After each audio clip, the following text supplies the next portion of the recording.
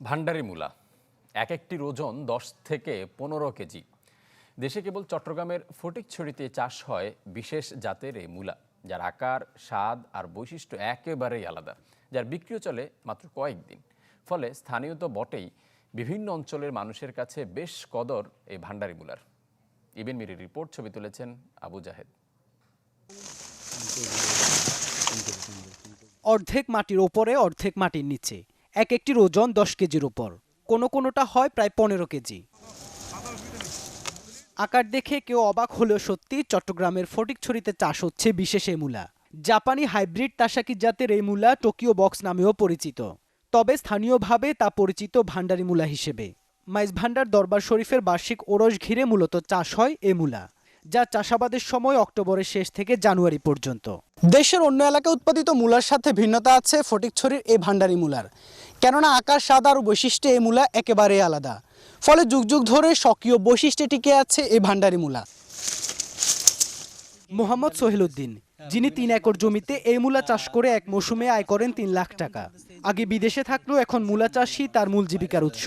তাতে সচ্ছলতা ফিরেছে তার জীবনে। আমাদের পূর্বপুরুষ অন্ততপক্ষে আপনার 40 বছর আমার পূর্বপুরুষ করে আসতেছে। তার পাশাপাশি আমি করতেছি এখন তো আপনার 15-20 বছর হবে। 2টা বাদ তো ডাল ভাত দিয়ে খেতে পারতেছি, আর অল্প কিছু টাকা জমা থাকতেছে, এটা শুকরিয়া। বছরে 8-10 লাখ টাকা আয় হয় সবকিছু মিলে? হয় আল্লাহর মতো হয়। হালদা নদী, ধুরং ও শর্তাখাল তীরবর্তী নাজিরহাট পৌরসভা, সুন্দরপুর, সমিতির হাট, সুয়ারবিল সহ বিভিন্ন এলাকায় যুগ যুগ ধরে চাষ হয়ে আসছে এই মূলা। কম খরচে লাভ বেশি বলে অনেকে জড়িত মূলা চাষে। মূল্য বেশি যারা মনে করা ওই যে 3 মাস, এখানে একখান আল্লাহর রহমত আছে। এখানে অন্য দেশত হয় না, আমাদের এই সুবিলে তো অনেক মূল্য হয়, এখানে দিলে মূল্য বড়, আর অন্য জায়গাত হয় না। তো আমাদের এখানে আগে দরবার শরীফ আগে আমি দরবার শরীফের মূল্য বিক্রি করি।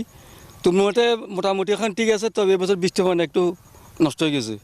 তো ইনশাআল্লাহ যা হয়েছে আলহামদুলিল্লাহ, 10 কেজি, 8 কেজি, 9 কেজি এরকম মতো আল্লাহ দিলে এখন এখানে আমার এখানে ঠিক আছে।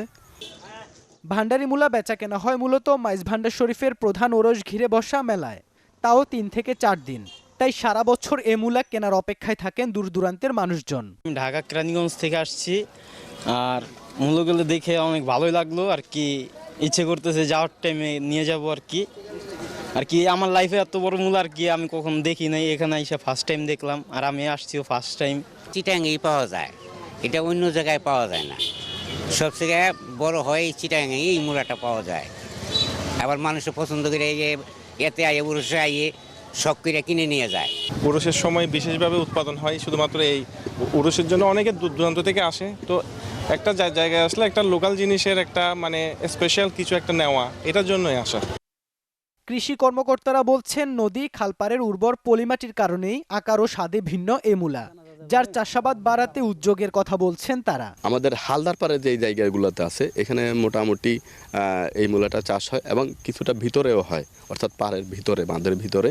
ওখানেও আমরা মোটামুটি কিছু কৃষককে উদ্বুদ্ধ করতেছি, ওরাও উদ্বুদ্ধ হয়ে এটা চাষাবাদে আগ্রহী হচ্ছে। এবছর ফটিকছড়িতে 480 হেক্টর জায়গায় মূলার চাষ হয়েছে। উৎপাদন লক্ষ্যমাত্রা ধরা হয়েছে প্রায় 9600 টন, যার বড় অংশই ভান্ডারি মূলা।